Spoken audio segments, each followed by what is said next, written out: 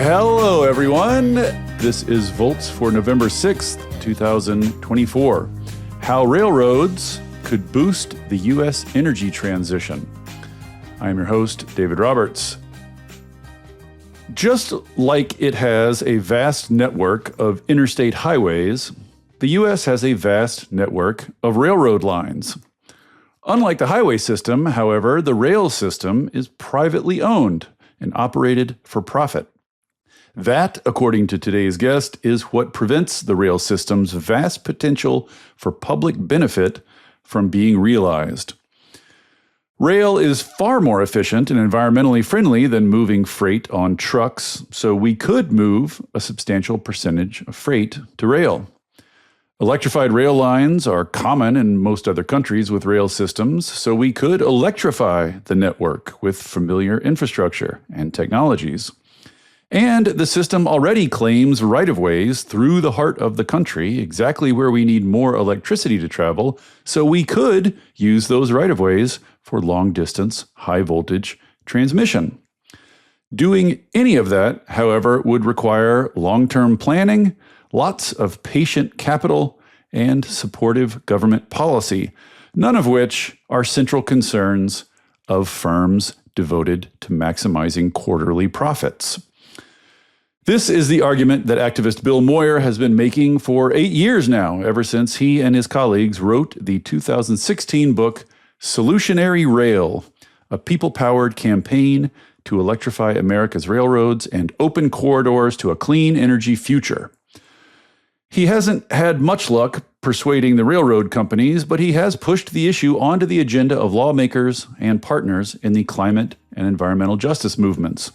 He's just launched his own newsletter and a podcast, Reconnect America, so it seems like an opportune time to catch up with him about what America's railroads are and what they could be.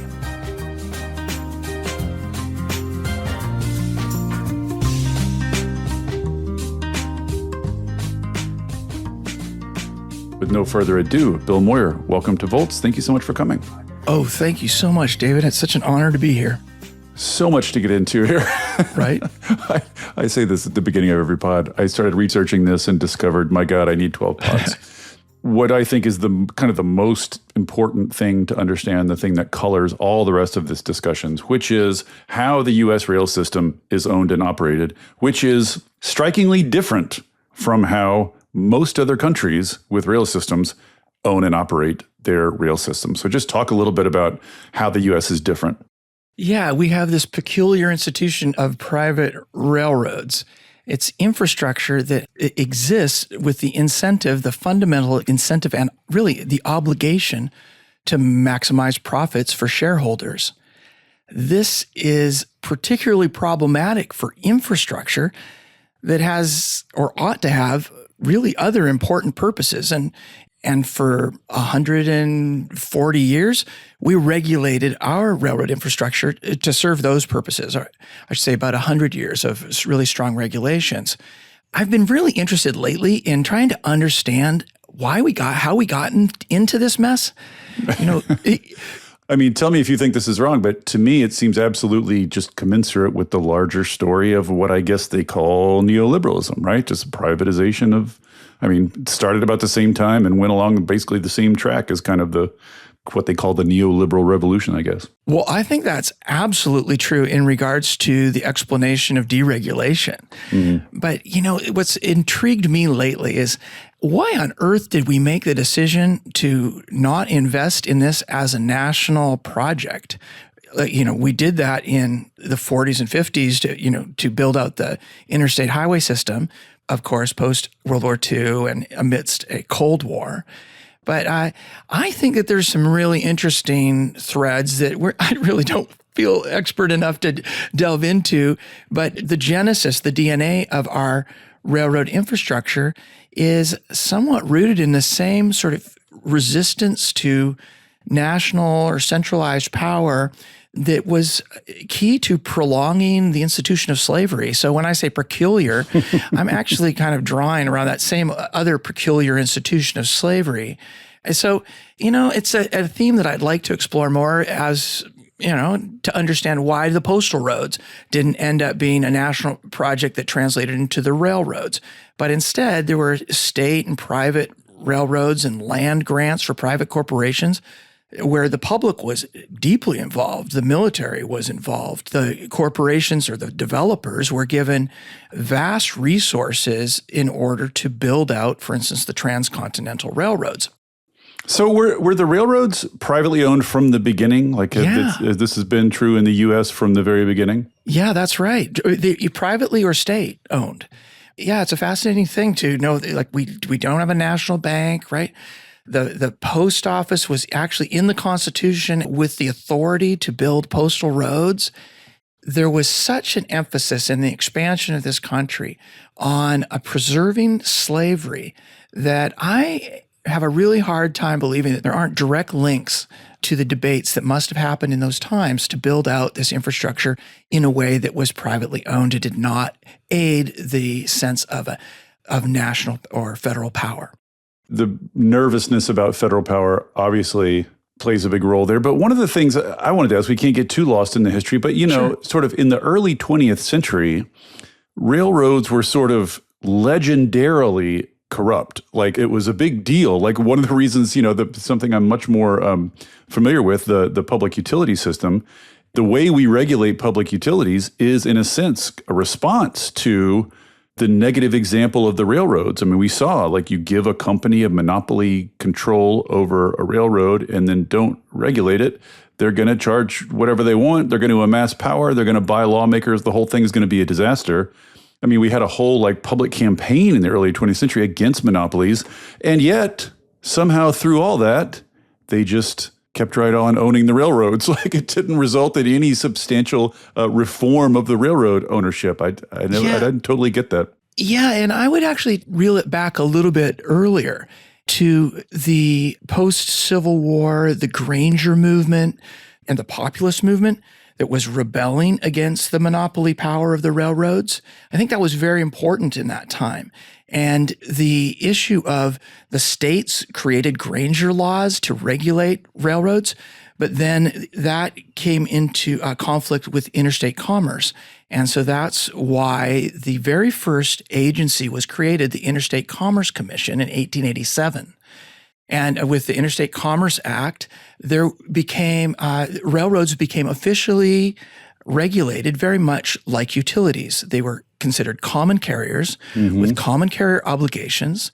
They were not allowed to curry favor and give politicians free rides. And right. Let's just clarify here at the beginning, because this is an important concept throughout. Yeah. The common carrier obligation is just the obligation that you have to treat everyone who wants access to the resource fairly, basically. That's right. Same way, the utility wires, the electricity system, like anybody who wants to generate and come online should be treated fairly. That used to be the case, clearly is not. What happened? Yeah, so non-discriminatory service, the business model of moving a lot of stuff a long distance being more profitable than moving a little bit of stuff a short distance, that didn't really change. The railroads always were tended towards the former because there's maximum profit in that. And so with the Interstate Commerce Commission, we created a transparent system of rates that were non-discriminatory. And that all sounds good. But then, as politicians will do, they start requiring service that is no longer profitable for this entity that has to make a profit, sort of a kind of unfunded mandate, if you will, that then burdens the railroads to the place where it's harder and harder to make a profit. And then you add on top of that the investment in public highways and publicly subsidized, paid for freeways or the interstate system. And you have this increasing problem in the rise of the vehicles and the truck competition. Right, publicly funded competition, basically. Basically, right, because they're not paying for the infrastructure that they're wearing and tearing. And this is what the railroads complain about. They complain about needing to level the playing field. Right. So it seems like we faced a decision point. There's two ways you could respond to that, which is we'll loosen regulation, we'll deregulate you, we'll allow you more freedom, or we'll just like stop the pretense that infrastructure needs to make a profit. But we went in the former direction. Right. And that's where your neoliberalism comes in, right? Yeah. And that's the direction we went when we could have taken the other path. I was thinking about the model I think people have in their heads now. I think is familiar at this point with like a publicly owned company, which has the sort of statutory obligation to maximize quarterly profits, takes over something like, Kmart. We've all seen this. They suck all the value out of Kmart. They don't do any of the big long-term investments that might help Kmart thrive in the long term. And so it's basically like a parasite that sucks all the blood out of Kmart until Kmart's dead. And then they go on and buy something else. They've done it to Kodak. They did it, you've seen this model happen over and over again in modern society. And what was sort of a light bulb moment for me reading about all this is like, they're doing that same thing on a slightly slower motion, way to the railroads. Now they've got the railroads. They've got to make quarterly profits, so you don't make the long-term investments. Your capital is very impatient. You're just sucking existing value until it's a dead husk, and then you move on to something else. That is what is going on right now with U.S. railroads. That's right. You named it. And our friend Maddock Thomas, who we feature in the first episode and other episodes, calls it managed decline, right? Yeah. Yeah. And another railroad analyst, Jim Blaze, an economist who's been working on a study through the University of Texas in Austin, referred to it as a very long-term going out of business sale. Yeah, I mean, it's an extractive approach to infrastructure, something that has been a public-private partnership from the very genesis. And so they're able to mine resources out of it to get ridiculous profits. And as a deregulated industry, a deregulated infrastructure, the public is paying a very high price for that behavior. This is sort of a unique situation. It's like they got a hold of Kmart, except instead of Kmart, it's a giant public infrastructure system. Right. I don't think there's another case quite like this. And it's insane. And at no point did we make a collective decision to like, let's surrender this massive already built infrastructure to the vulture capitalists and let them suck it dry. Like, I don't even think people know what's going on. I don't think people think about it or are really aware, certainly never voted on it, but like that's the background to this whole discussion. Right. And then you have a railroad industry that would prefer that you not even pay attention to the fact that they actually even exist. Yeah. Right? That's why we make that allusion to the Obi-Wan Kenobi quote, "These are not the droids you're looking for." Because I really think that every time I read a memo from the Association of American Railroads, especially like at the beginning of the Biden administration, it was very clearly like, we got this. We know we're important for the climate. We got this. Whatever, hands off, don't even think about touching us. Don't worry your pretty little heads. Right. We got this. And it's kind of problematic because what is infrastructure for? And who is infrastructure actually supposed to serve if it's not the public? And so to create this contradictory incentive that's in the very DNA of the system with very few checks and balances at this point is a recipe for disaster. And also it's a huge lost opportunity. Huge. And I bet if you asked the public, I bet if you took a poll, I bet 9 out of 10 people would tell you, oh, sure, railroads are publicly owned. I bet people just assume that it's like the public highway system. Like, why would you do it this way? Why would you? It's not intuitive. Right? Why would anybody do that? That doesn't make any sense whatsoever. And I think that was a really important part for us when we're, in our podcast trying to describe this very interesting and very somewhat complicated system, to just start with the basic fact that, hey, you ride on a freeway that is an open access system. It's owned by the public and maintained by the public because it serves important public purposes. And if I could just add one thing to that, and every dollar that the public has invested in the interstate highway system has paid back in public benefits at a 2 gazillion to 1 ratio. Like, investments in long-term infrastructure pay back richly, almost without exception.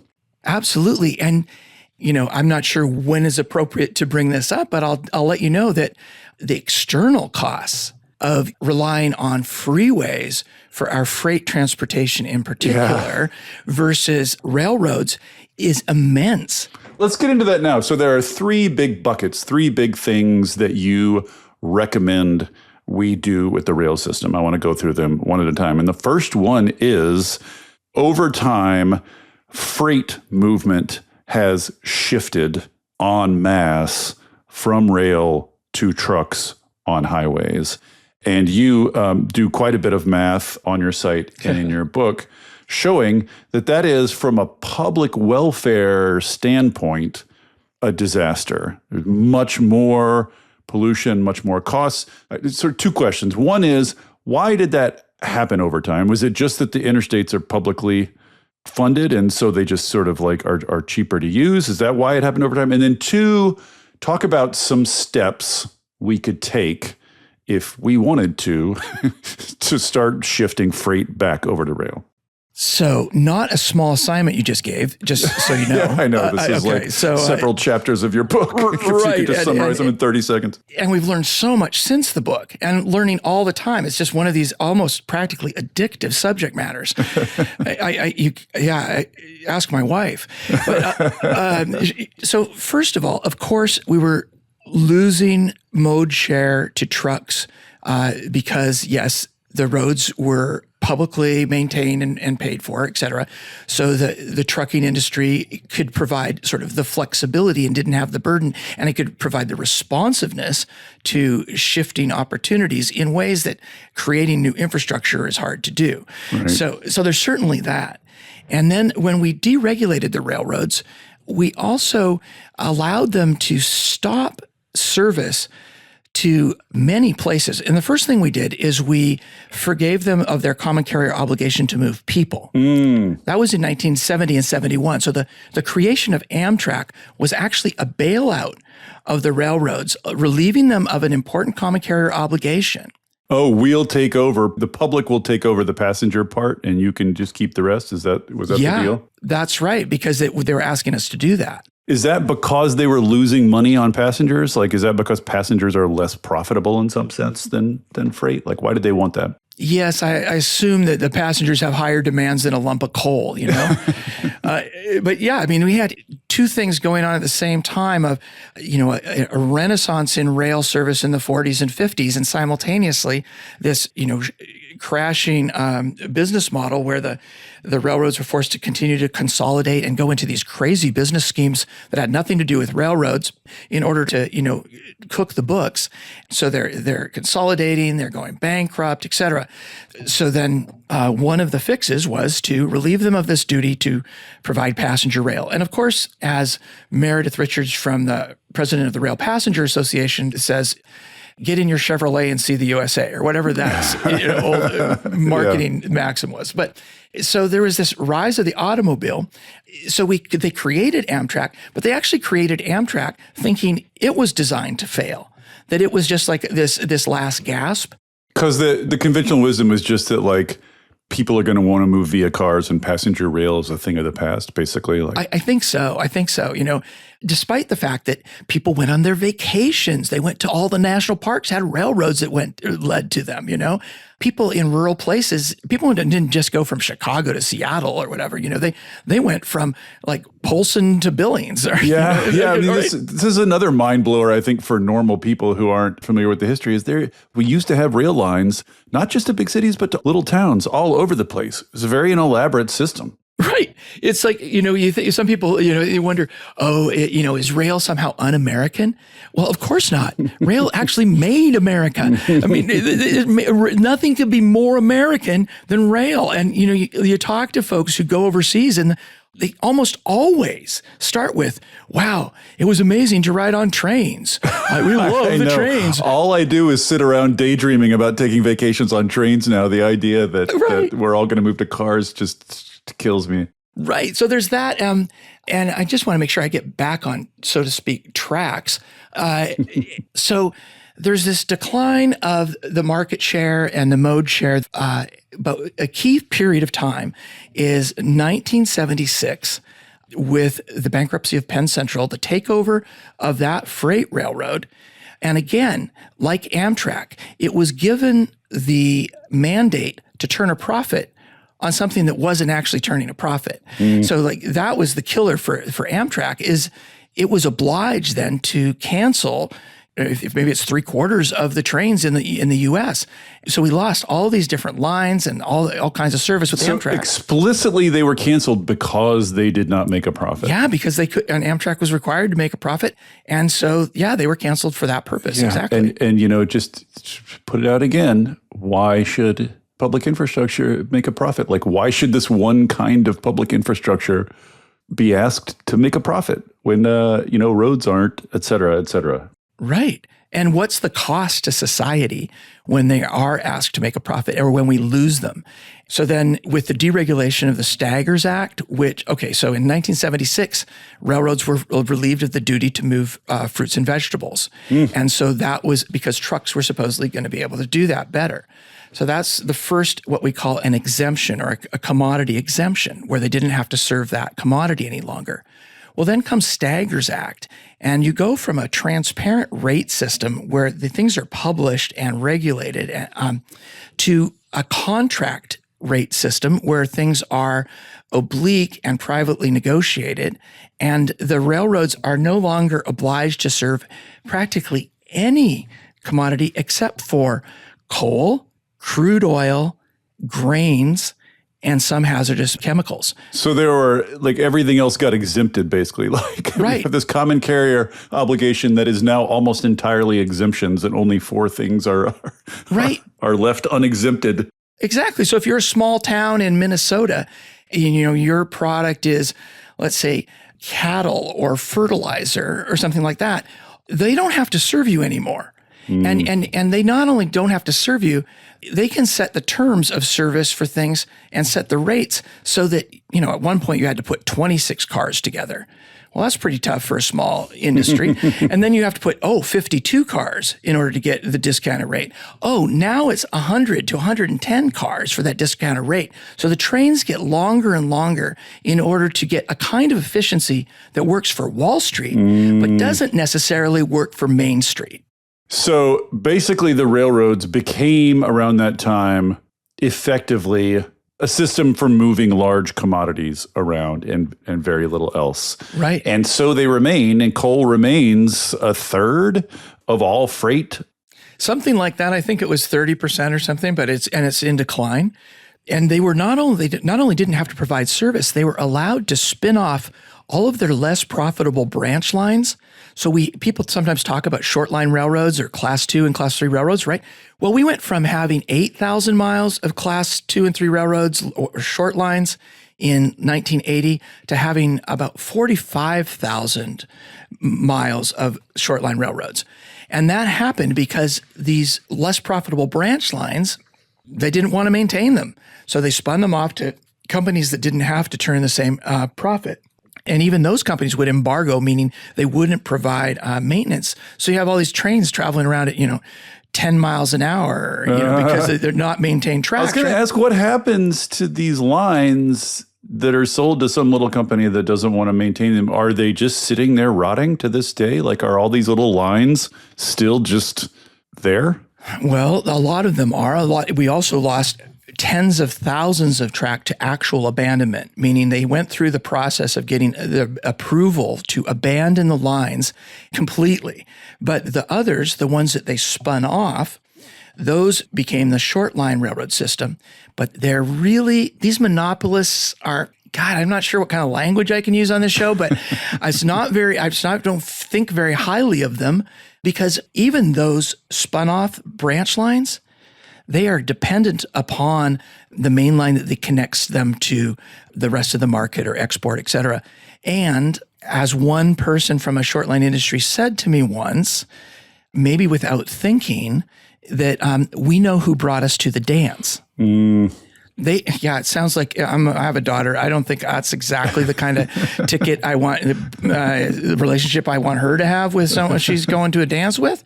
Anyway, so they can't even stand up to them.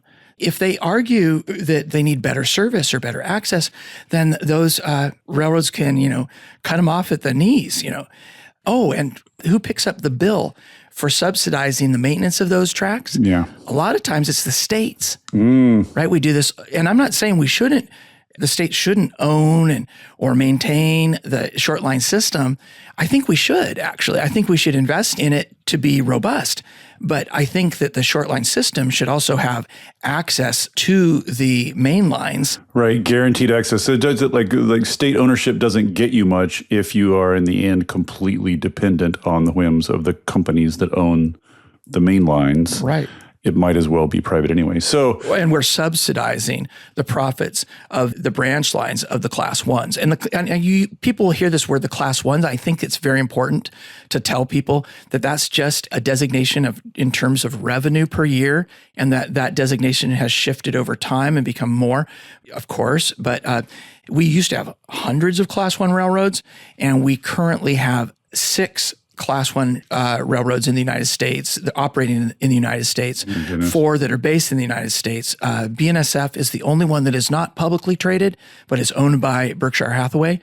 Union Pacific, Norfolk Southern, CSX, Canadian National, and CPKC, the Canadian Pacific Kansas City, used to be Kansas City Southern Route.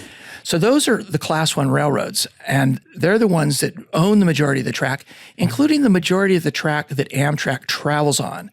It's only in the Northeast Corridor where Amtrak owns its own track, that stretch from D.C. to Boston. Everywhere else in the country, or most everywhere else, it's operating on private host railroads. hey there, everybody. Don't worry, I'm not going to tell you about a new mattress or push a credit card on you. This isn't an ad. There are no ads on Volts. It is supported entirely by listeners like you. If you'll indulge me for a second, I'd like to ask for your support. I started Volts because we're all surrounded by depressing news about climate change and misinformation about clean energy, and it's never been more important to share the stories of the real people on the ground doing the real work of transition, and all the ingenuity and courage and public spirit they are bringing to it. People are hungry to hear these stories, to learn from and find inspiration in them. I've heard from people who changed majors or careers after hearing episodes of Volts, people using it in classrooms and community groups, even state legislators who have passed bills inspired by specific episodes. Sharing these stories matters. It makes a difference.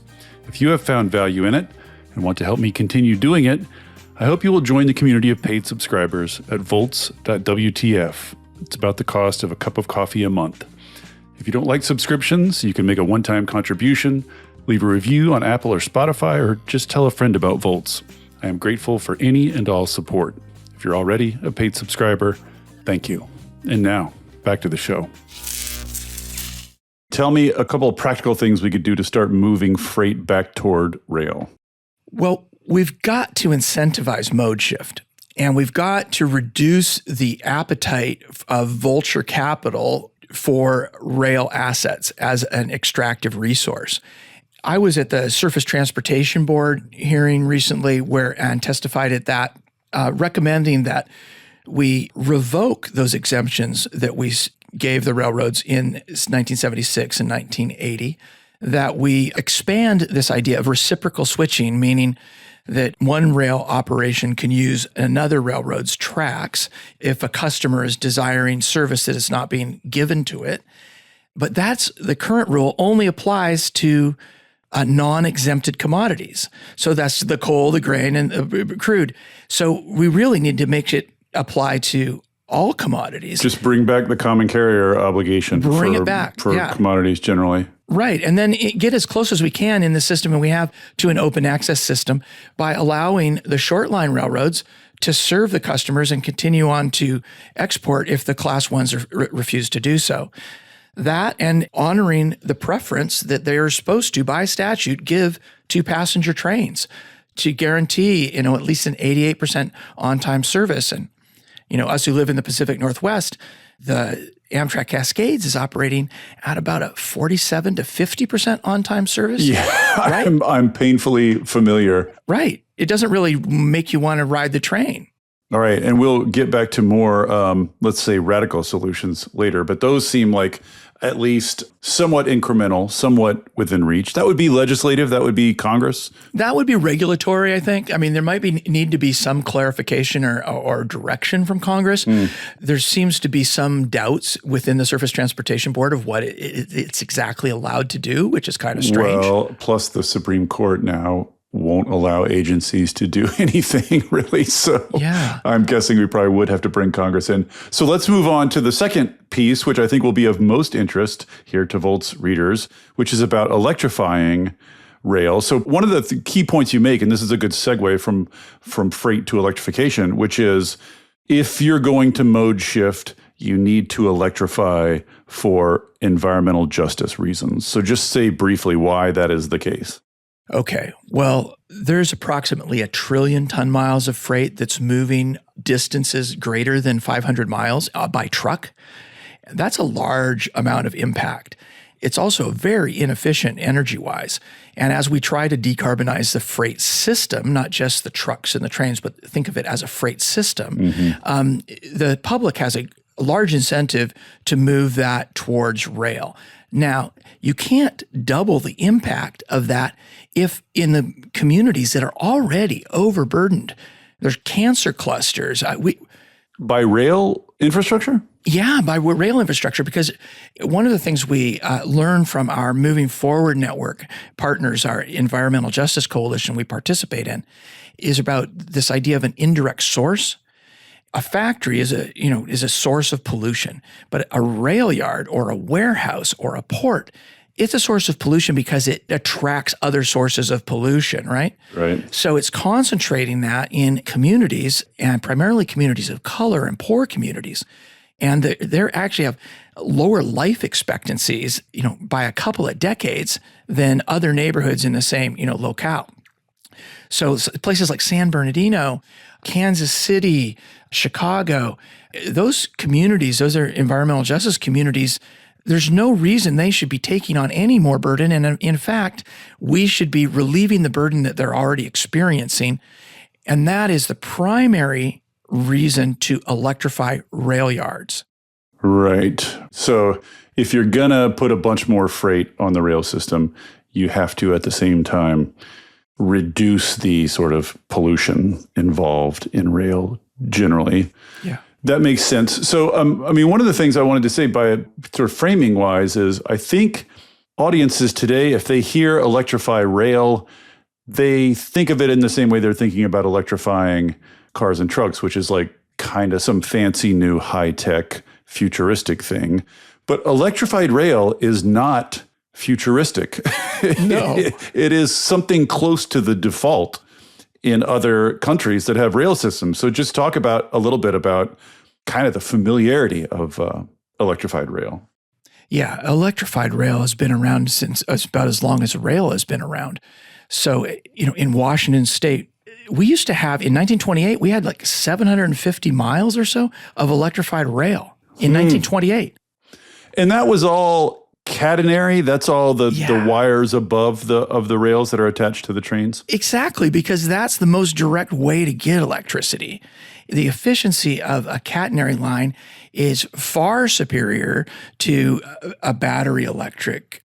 Well, I'm sure in 1920, whatever batteries were even, right. I'm sure that batteries wasn't were really not even a viable option in 1928. That's true. But when we talk about electrifying today, obviously part of the background is that batteries have gotten much, much, much, much more powerful, much cheaper, much smaller. So I think a lot of people think of you're faced with a choice.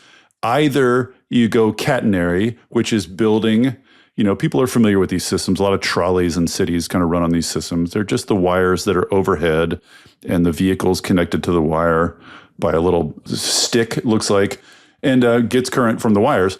The other way would be putting big batteries on trains or some sort of battery hybrid, some sort of hybrid battery.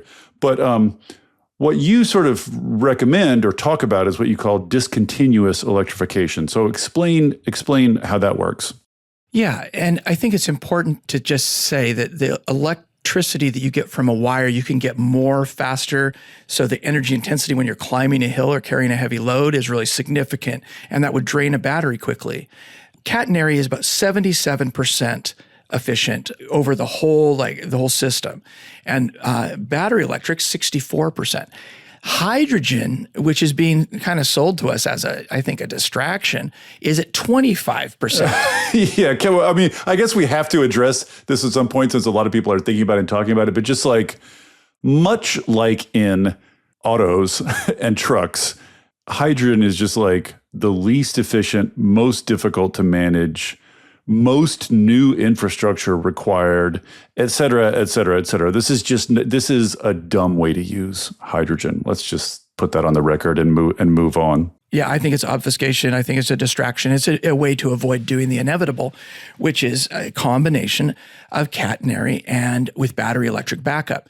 It's true that it gets expensive to put catenary line under underpasses and across bridges and through tunnels.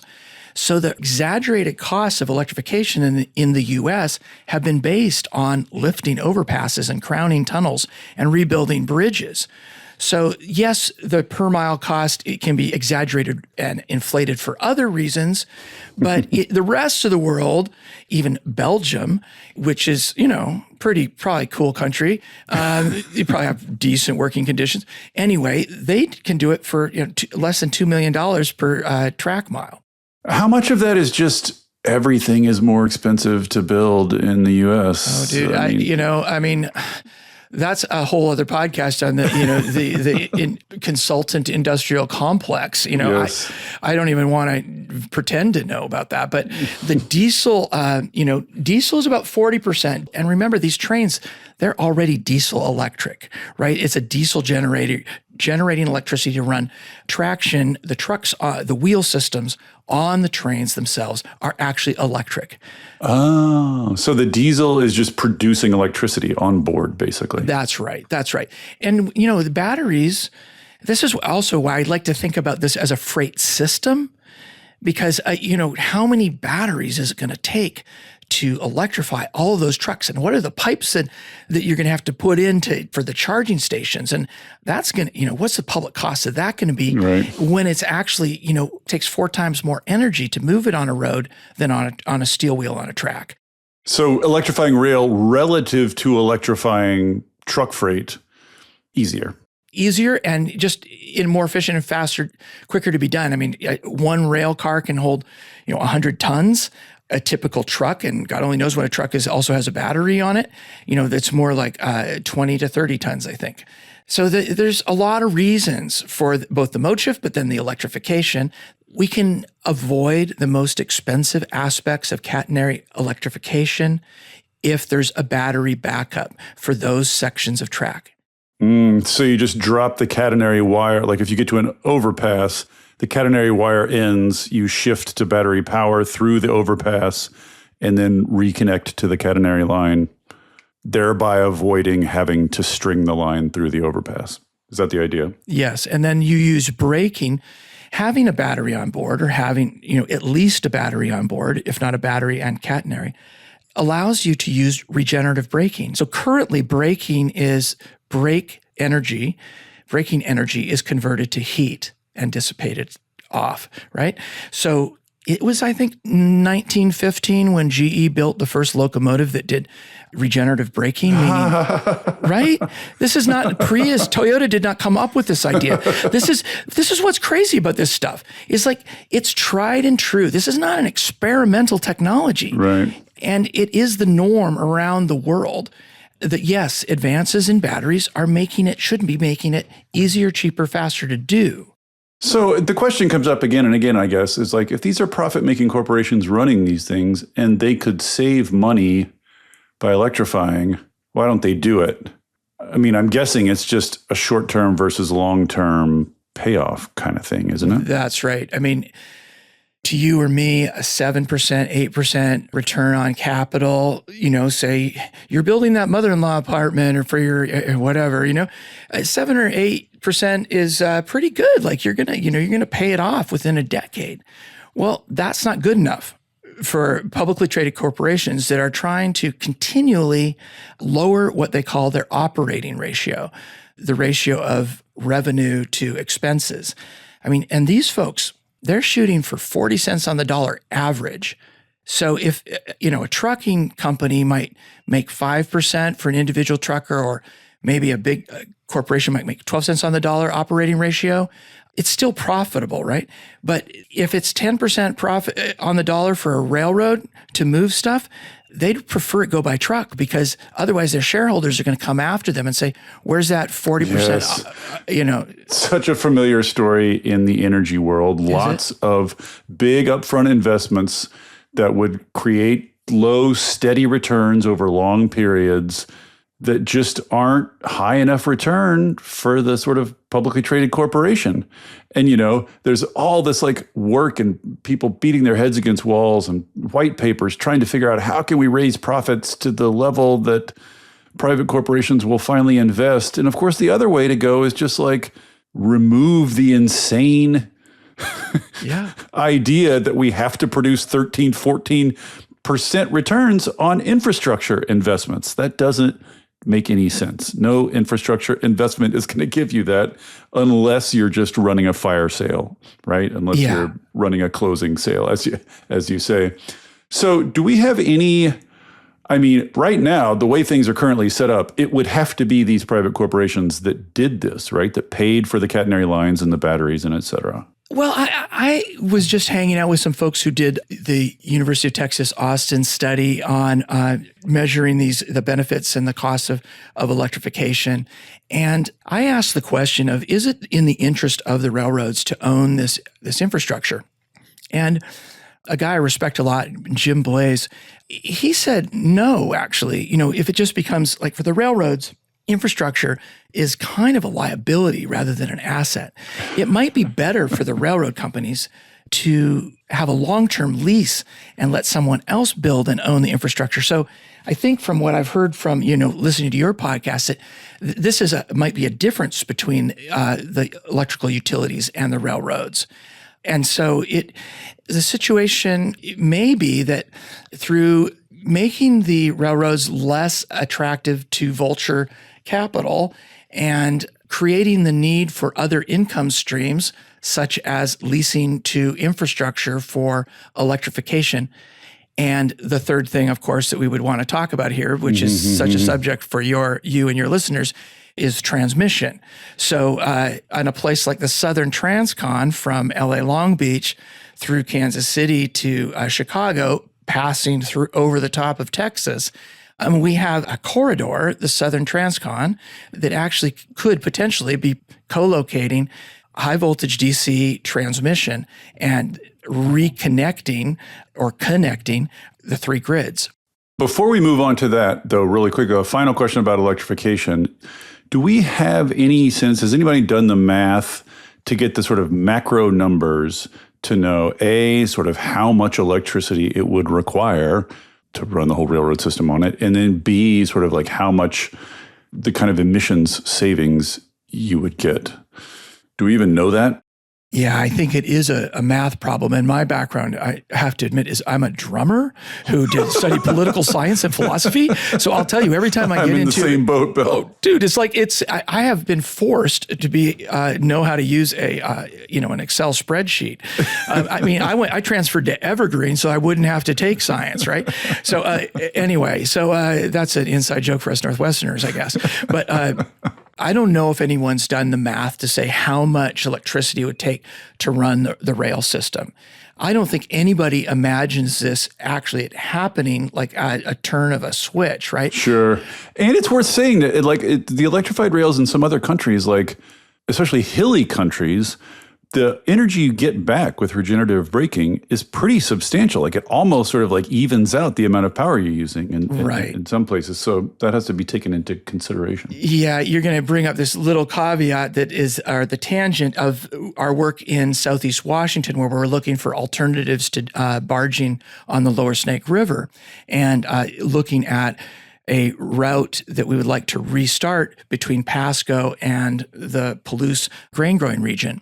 Now, that's a situation where battery electric locomotives might be actually exactly the thing, because you have empty trains climbing 1,600 feet of elevation and then returning full, going down and using regenerative braking to recharge the battery. Right. So you could have a very large amount of recapture, if not net positive. So yes, I think it's very difficult to figure. And then what was it the number your guest from FERC mentioned, the 2.5 or 2.6 terawatts? Is that the right number for the renewable energy projects that are in queue? Oh yeah, yeah, something like that. Right. Something like that. Although not all of those are real, but like something in that neighborhood. Right. So there's a lot of renewable energy. And I would say Sandy McDonald or Alexander McDonald, who did the NOAA study in 2016, the same time we were doing the book, estimated at that time that we could get to 80% renewables by 2030. But the key element was the HVDC transmission. I'm not telling you anything. Yes. But this issue of finding existing right-of-way. Yes. Well, let's go to that then, because this is in some ways the most intriguing aspect of all of this, which is, I think, one of the most striking maps you have on your website is this sort of side-by-side map of, on one hand, a map of the existing rail system in the U.S., and then next to it, the in-rail map of where we would need high voltage transmission lines to get to our climate goals and to get to a fully efficient electricity system. And they are strikingly similar. I think so. I think it's mind-boggling that we haven't already done this. Which means we have the right-of-ways we need where we need them already. Yeah. And so what is taking us so long for figuring that out? I don't even understand why Berkshire Hathaway, that owns BNSF and Berkshire Hathaway Energy, hasn't done it itself. So, right. This is our, we have that. We've been pleading with Warren Buffett to do something like that, but it drives home the point that the public shouldn't have to wait this long to do take such a common sense step for decarbonizing not just our freight transportation network, but also our energy system.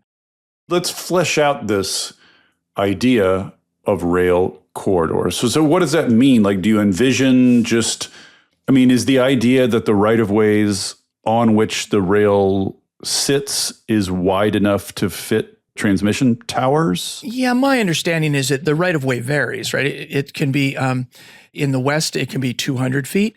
In other places, it's more narrow. I've been looking at pictures of trains in the 50s, and they have transmission above them. You need some aspect of transmission already to do this. The Soo Line project and there's a couple other projects. Oh, I wrote one of my long and one of my favorite posts ever on Vox about the Soo Line. It's just such a cool idea, which is doing what you're recommending and burying the lines. So the Soo Line is just a proposed buried high voltage transmission line going from like Chicago, from the wind in the Midwest, basically. You also reported in this podcast early on about the HVDC and buried HVDC becoming more affordable.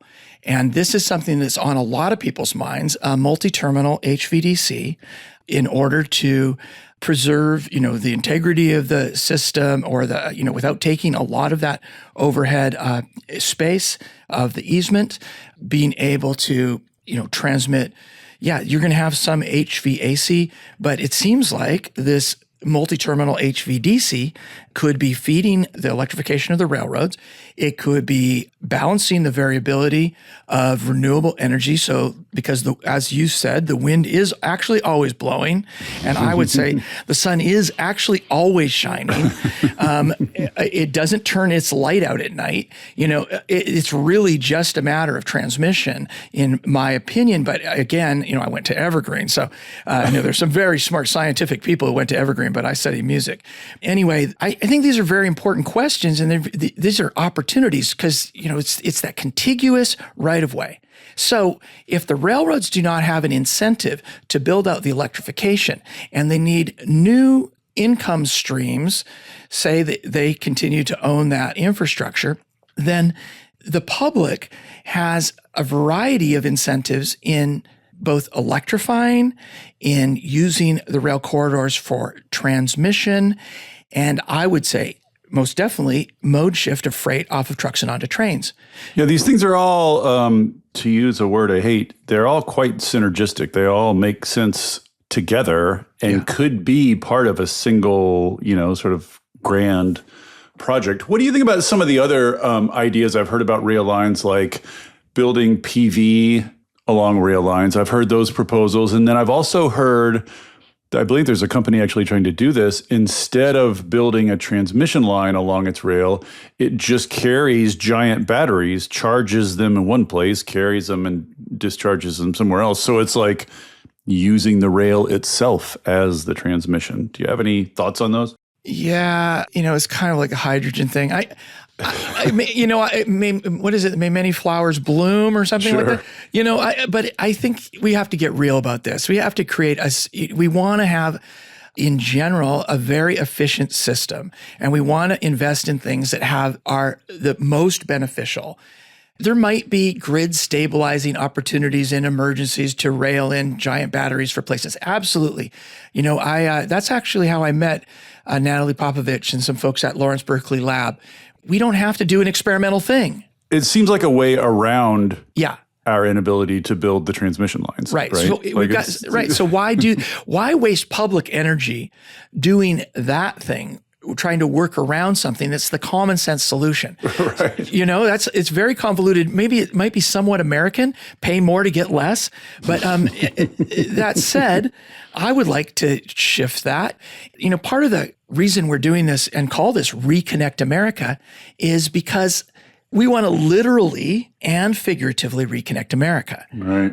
There's something about the public helping or owning the electrification infrastructure or something other than the railroad owning it. I, of course, think it should be publicly owned. But it doesn't necessarily equate to mode shift. But if the public is controlling the power flow or owns the infrastructure, part of the deal could be that the greater the utilization of that track system is, the lower that price of that energy comes. So that's just a new idea I've been bouncing around, trying to understand how do we connect electrification with mode shift, because it's not a guarantee. And I think that there's a public rationale for this. Our mutual friend, Rob Harmon, his brilliant show with you where he talked about, stop talking about energy efficiency and start talking about efficiency energy. I think that there's a parallel concept potential, with railroads because of all of the public benefits of shifting and utilizing that infrastructure more. So I think that all those things are connected, but we're not going to get there with the system that we have. Most of your work is focused on the existing built rail system, which, as we said, is quite extensive and elaborate. Is there any thought, or do you think a lot about building new rail lines? Well, if hidden in your question is a question of what do I think about things like the ultra high-speed rail project? That was my second question. So you can combine them if you want. Okay. So, I don't think we need to build more rail except for in places that we took it out, or returning rail that's been rail banked to actual service. We should make state rail plans and industrial siting incentivized to be adjacent to rail and use rail rather than trucks. So to the extent that it's building out those little, spurs and sidings and such, sure. A friend of mine, Tim Gould with Sierra Club, he's in Climate Rail Alliance. He talks about going as fast as necessary, not as fast as possible. It's not a climate solution to try to go 250 miles per hour in a train that doesn't stop in all the places in between. I actually think it's a math problem for Americans who are thinking they're hearing that trains are going 200 kilometers per hour and they're forgetting to do the conversion, because 200 kilometers per hour is 125 miles per hour.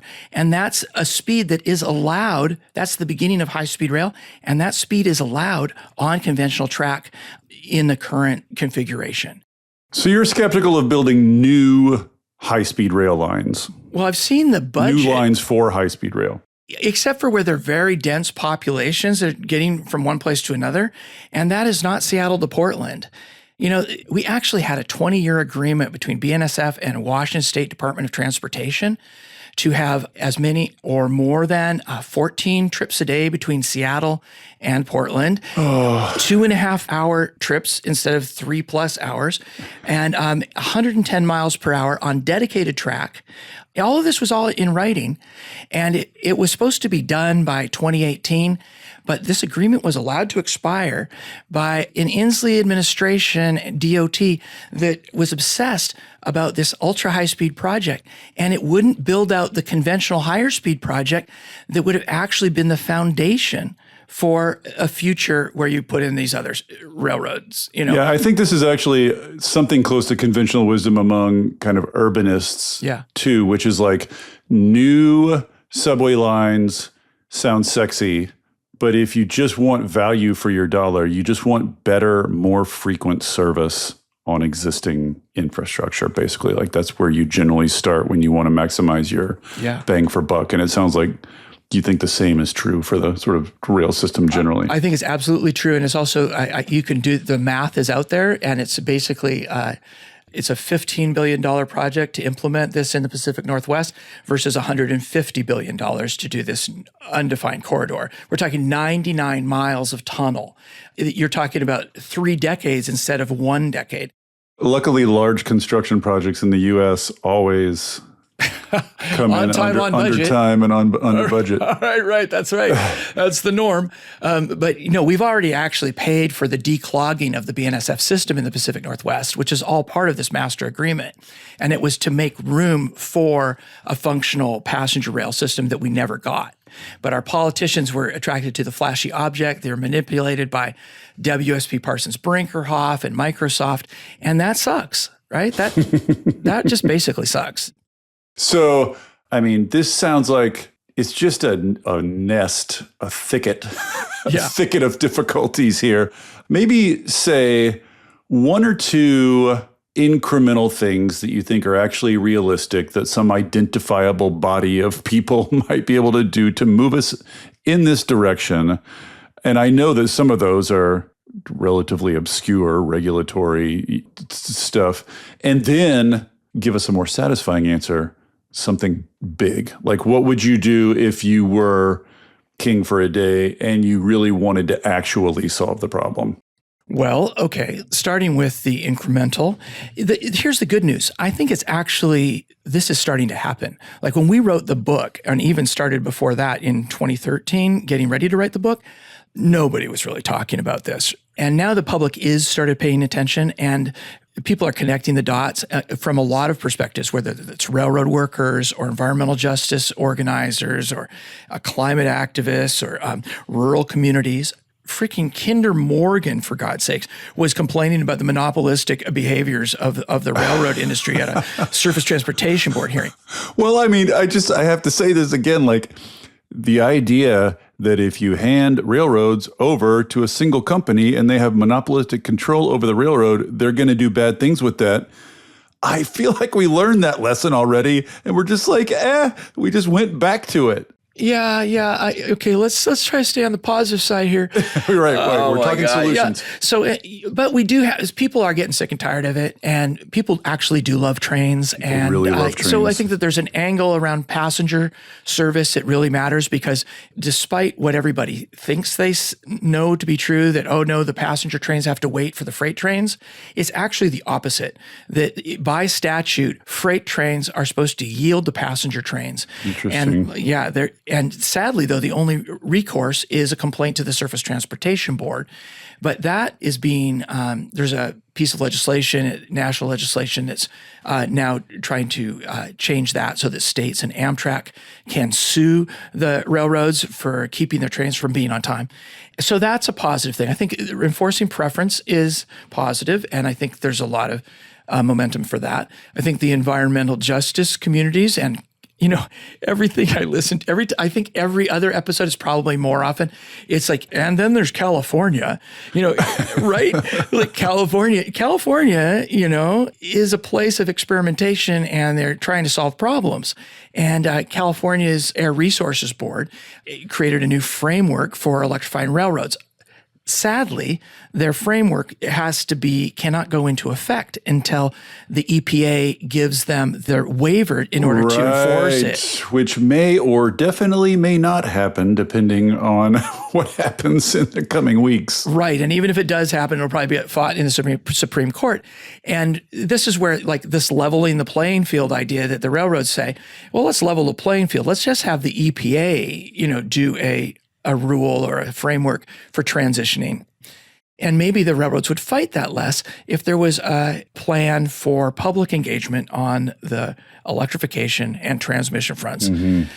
And these things can be accomplished, like the return of service to rural places through revoking service and commodity exemptions at the Surface Transportation Board. Those are all things that can happen. But okay, switching hats, like king for a day thing. It's putting your crown on. Oh, whew. Yeah, I'm a 7.25 if anybody's making one for me. So is vertical separation at the very least. The cost of even just the mode shift element, we have the potential to save in external costs from long haul freight of $46 billion per year. And most of that's divided over multiple things that lots of people are interested in besides climate. Mm-hmm. And the public should capture that value, right? Like right. That value should go to the public, not right. to Berkshire Hathaway. Right. It should go to the public, and it's costing us. We're underwriting the stock buybacks of these corporations with accidents, with wear and tear on the roads, with deaths, and the lack of electrification. All these different external costs are costs that the public's already paying. Right. So similarly, I would say, with transmission, like what's the cost of not having that? Yeah. Right. So anyway, I think we need to make those costs real and say, hey, a vertical separation of wheels from steel, as some say. So steel being the rail lines, the idea is the public would own the lines. Yeah. And basically the wheels, the train companies would pay a fee to use them. That is the vertical separation. That's vertical separation. That's the toll road for trains idea from Tom White. Mm. Now, there's also an idea that Maddock Thomas and the Public Rail Now campaign from coming out of Railroad Workers United thinks that the whole kit and caboodle should be publicly owned. But steel and wheels. So, but regardless, I think incentivizing the system for utilization is it's foundational to the public good. To me, the idea that the public should own the rails themselves is so thuddingly obvious. It just is insane to me that is not already the case. I can't believe that most people, if they hear that, are not going to feel the same way. Like, it's so obviously a national resource. Yeah, it's our steel interstate.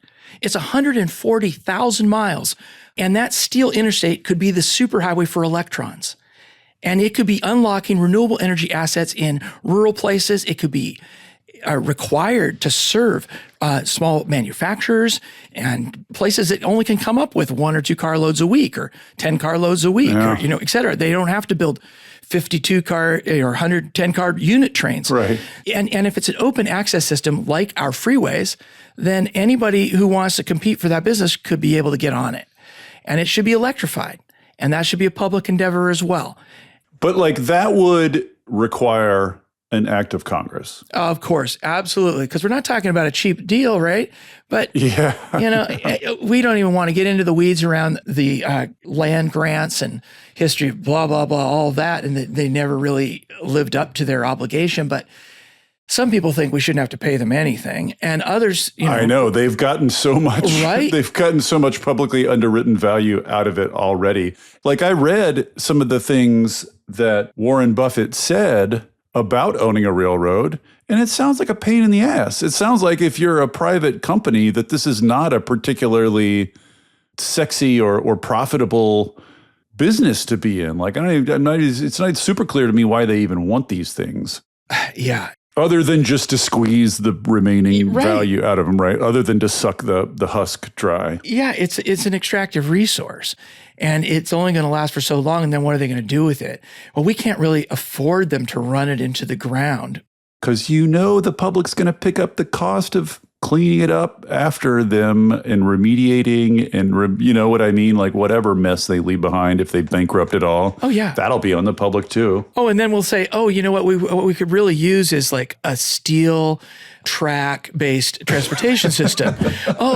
We might have to go build that. Maybe who can we pay a bunch? It's kind of the same in urban, it's again the same in urbanism. Like, it would be cool. It's like a series of trolleys or rails in the cities. I was like, oh, right, we had one of those. Oh, right. And we pissed it away. Yeah, it's nuts. So yeah, the Warren Buffett piece is fascinating, and it is one of the places where I see some promise. Now, I don't know why he hasn't been on this already, but I'll tell you, his last letter to shareholders in 2024 that you're referring to, he seemed pretty down on depreciation and owning infrastructure. And then he kind of changed the tone and said, oh, it's great that we own the BNSF. And then he went really down on owning transmission infrastructure. So why not relieve them up? Why not create an exit, an off-ramp for these corporations? We can help you with that, Warren. Right, exactly. Let's help you with that, because I bet when BNSF is running on track that they don't have to pay for the electrification, the fuel, or the maintenance of the track, that Union Pacific is going to want a deal too. And CSX and NS, they're all going to want to line up. But the northern and southern transcons are, the logical places to start, because of their capacity for co-location, electrification. And is that rate for us the political plausibility of this grand stroke? Like, is there even a germ of the will anywhere? Is anyone in Congress thinking that big? Is that even on anyone's horizon? Politicians, the last thing they want to do is be embarrassed, right? So, and the part of the difficulty of rail is it's so complex that it can get intimidating. I'm familiar from studying the electricity system, how that works. Right. So then people just kind of shut up. But Tammy Baldwin is providing really good leadership in terms of the railroads from Wisconsin. And Senator Markey from Massachusetts is providing really important thinking and drafting, working on, what would the policy look like? What would rail electrification look like? How could that happen? So I think that those are two leaders who are doing really excellent work. I think others like Ro Khanna would jump into this. But again, this is where I feel like at this particular moment, when the negative populism in this country and the sense of division is so toxic and so dangerous. And the sense of rot and decline. Yeah. Which is exactly what's happening to the railroad system. I mean, people feel correctly in this case, about what's happening. Right. And people feel correctly about there is a legitimate grievance about being left behind. Yeah. And so working class people, rural people were left behind by neoliberal policies. Right. And if you want to revive small rural places, I mean, a branch of a passenger rail line coming to your small town, that's economic development right there. And that's what I love about the project of Reconnect America podcast, is because we're getting to talk to those people. So we're talking to Dave Strohmeyer of Big Sky Passenger Rail Authority in Montana. And we're talking to Mike Beard, a former legislator who's helping return vitality to short lines in Minnesota, because they actually have the numbers. Like he says, they've got it in black and white, that when you return service, carload service to local manufacturers and plants there, you actually stop the rural depopulation. You interrupt that cycle, and you start to have those counties grow their population, grow their economies, grow their tax base. And this is a kind of positive, making a material difference in people's lives program that I feel, as a lifelong activist, is really worth putting energy into. Hanging around and calling people racist and stuff is just really diminishing returns, man. I'm really not very interested in that. I am, Bill. I'm so done. What I love about rail is that everybody has an interest in it. And it's not the same interest. They all have different interests, but everybody has an interest. Yeah, this seems like a win-win-win-win-win-win-win. But, part of the communications challenge here is convincing Americans, the disillusioned Americans you're referring to, that we can have nice things, that there are nice things available, that we can do things and make things better. Like just that alone is a difficult challenge. So final question, we're over time. Final question is just, if you're an ordinary person, you've heard this pod, you're gripped by this idea that like we have this massive, already built national infrastructure that we are grotesquely underutilizing, and that could be so much more, that could be such a relief emissions-wise, could help us get clean electricity, could help reconnect small towns and revitalize small towns, help rural manufacturing, et cetera, and they're gripped by this and they want to do something. What do ordinary people do? Well, I have to... You're going to say, listen to your podcast. I feel a little embarrassed, but I'm like, that is kind of an obvious thing. Like, okay, listen to the Reconnect America podcast and share it with all your friends, and start talking about railroads, and start talking to people about the stories they have and the memories of our elders for how the places they lived and grew up in were served, the trips that they took. Yeah, it's still living memory, but right? Not for very long. A vital rail system. Yeah, barely, but it exists. And honestly, the poison of our current politics is that we can't talk to each other. So try talking about something you can talk about, and talk about railroads.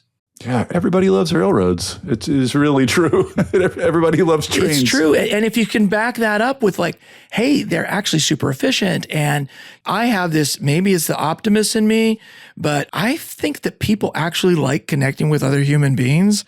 I know it's weird, but I actually think that they want to. And I think that people, they might very well be fatigued of the inability to do that. And so I think with a little discipline, we can have conversations with each other without slipping into the rabbit holes of toxic politics. And I think that's good for us, because when we start talking together and talking to each other, we start to imagine the future together, and we start to actually have a vision that is shared. A vision of a positive future. Right? Good Lord, do we need one of those? We so do. And the progressive activists who think you can just say no to things, what I like to say is our no is only as powerful as our yes is compelling. We need a really strong vision, and we're only going to get that if we really listen to people and let them help shape that vision. And rail is just, it's why it's so addictive to me, why I'm so obsessed. 10 years of this. I mean, I used to do like kayaktivism and light projection, protest, blah, blah, blah.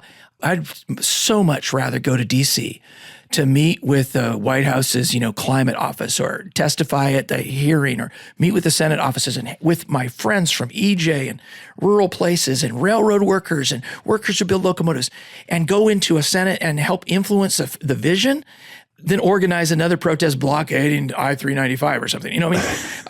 Believe me, man, I'm so done. I want us to do something beautiful. All right. Well, let's do something beautiful. That's a nice way to wrap up.